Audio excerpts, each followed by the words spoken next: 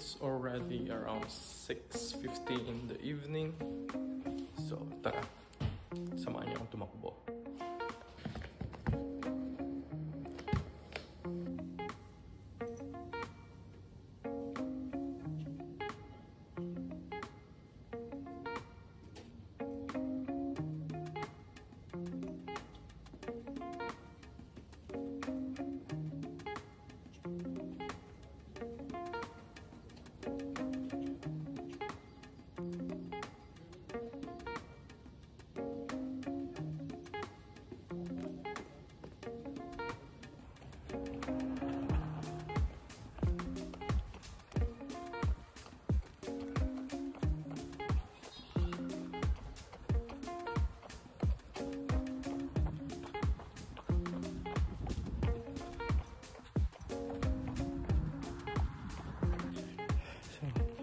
Pupunta tayo dun sa isang park.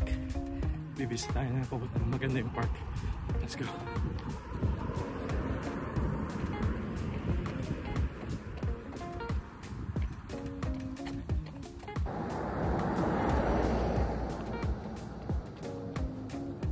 Maganda yung park.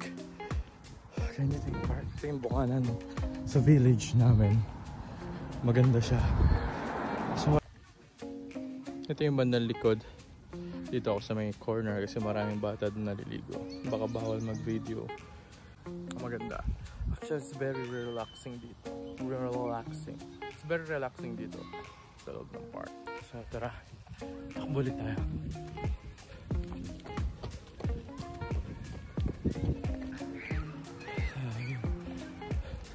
Apaganda ng lugar namin dito sa village namin. It's inside Gatineau. It's in Buckingham. Buckingham ang tawag nila dito sa lugar namin. Tapos nasa isang village kami. Alright. Ang kanyagandaan dito, accessible siya. Accessible siya sa mga groceries like Canadian Tires, Super C, Maxi. Yan yung mga groceries dito. Tapos accessible din kami sa bus.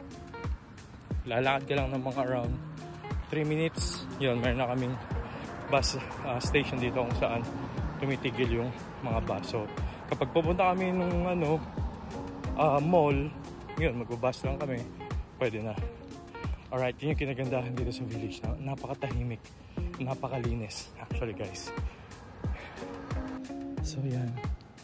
Pabalik ako sa village namin, sa inside the village namin. Ito kasi labas to eh, kumbaga parang pinaka highway or roadway kung saan dito dumadaan yung mga bus, school bus, yan, mga private cars dito dumadaan. So yan, diba ang ganda, napakalinis. Nga pala, so 1 week na ako dito, o more than 1 week actually, sa Canada. So far, okay naman. Nag-adjust ako sa work kasi I'm still on training. So yun, kahit sabihin mong galing ka sa same na trabaho dati, still mag-adjust ka pa rin kasi iba yung way nila dito. I mean, iba yung standard nila dito pagdating sa trabaho. So ayun, iba pakatahimik, wala masyadong sasakyan. Ayan, kanina pa ako naglalakad at walang masyadong tao sa labas. Kahit mga bandang kahit mga bandang alas 7 na dito ng gabi, wala pa rin masyadong mga tao. Alright. So, lakad lang tayo kasi umikot ako sa village namin. Ayun. So, malaki na ako sa bahay.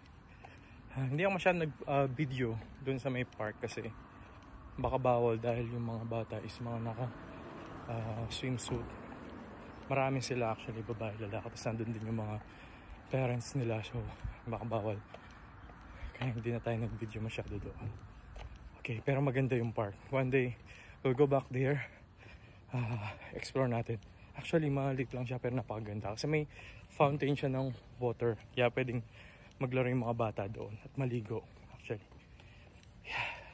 So, napakatahimik, diba? Meron akong mga nakikita-kita. Mga nagdidilig ng halaman. Nagpapahinga. Nakaupo sa harapan nila. Pero ganun lang. Pero tahimik, napakaganda ng village dito. Halos puno na rin yung mga bahay. So yeah. Nandito na tayo sa bahay. Nakabalik na ako. Punta tayo sa backyard. So nandito na tayo sa backyard. Kaya may kapitbahay tayo dyan. Nag-aasikaso pa sila ng bahay nila. So yan. That's it for today guys. So I'll see you in the next one. Ciao.